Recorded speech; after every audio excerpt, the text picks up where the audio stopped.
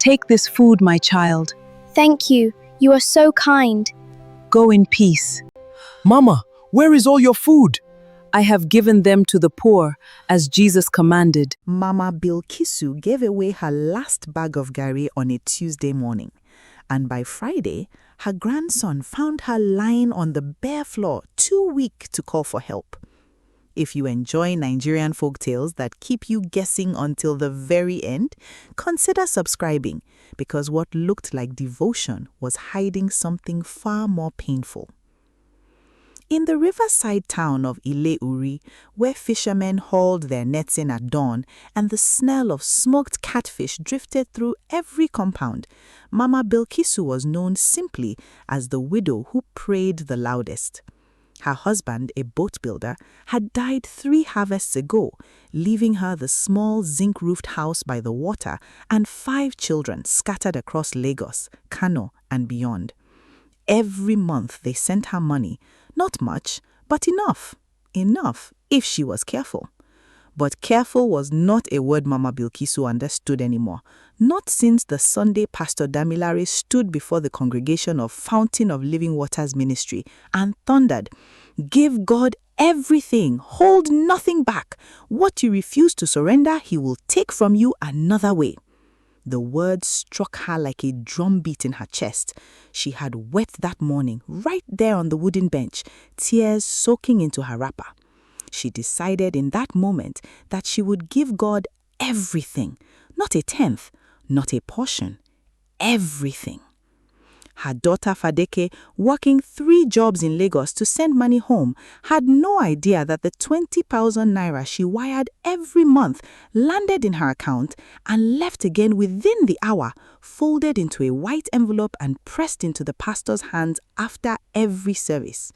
Mama Bilkisu skipped meals. She wore the same faded blue blouse for months. Neighbors began to whisper. The woman who once sold fried akara by the roadside to keep herself busy had stopped setting up her stall altogether. It was Ekaete, the woman who swept the church compound and had eyes sharper than anyone gave her credit for, who first noticed something strange. Every week, Mama Bilkisu arrived early before even the ushers and slipped her envelope not into the offering basket, but directly to Pastor Damilare's assistant, a quiet young man named Ovi who never met anyone's eyes. Ekaete said nothing at first, but she watched. Meanwhile, Mama Bilkisu's grandson, Tari, sent from Lagos to check on her after she stopped answering calls, arrived to a house with an empty kerosene tin and a pot with nothing but water boiling in it, boiling for hours, because she said the smell of cooking food would fill the house and make her forget she had nothing to put in it. Tari's stomach turned.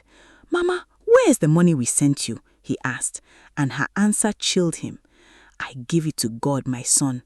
All of it, every kobo, the pastor said so."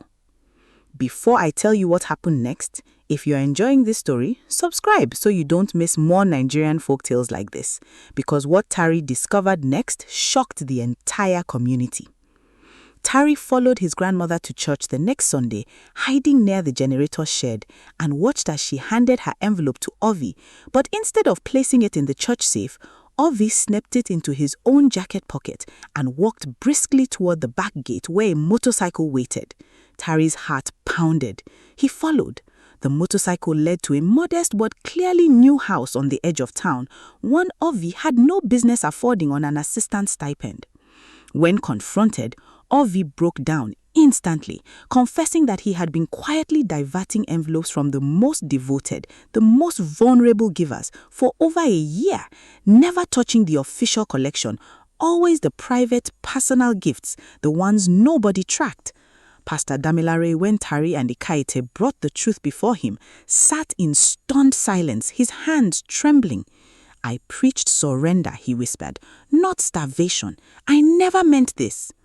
That evening, the family gathered around Mama Bilkisu, and for the first time in months, Fadeke held her mother's thin hands and wept, not from anger, but from grief for what her mother had endured, believing she was righteous. Mama Bilkisu too wept, not because she had been deceived, but because she finally understood what the pastor truly meant. Giving to God was never about emptying her hands until she had nothing. It was about giving with wisdom, with love, without losing herself in the process. The church restored what could be traced, Ovi was made to answer for his theft, and Pastor Damilare began teaching differently, with care, with clarity, warning his congregation never to mistake blind sacrifice for true faith. Mama Bilkisu returned to her akara stall by the road, her laughter louder than before, her wrapper new, her table never empty again. Faith, the elders of Ileori would later say, is not measured by how much you starve yourself, but by how much wisdom you carry into your giving.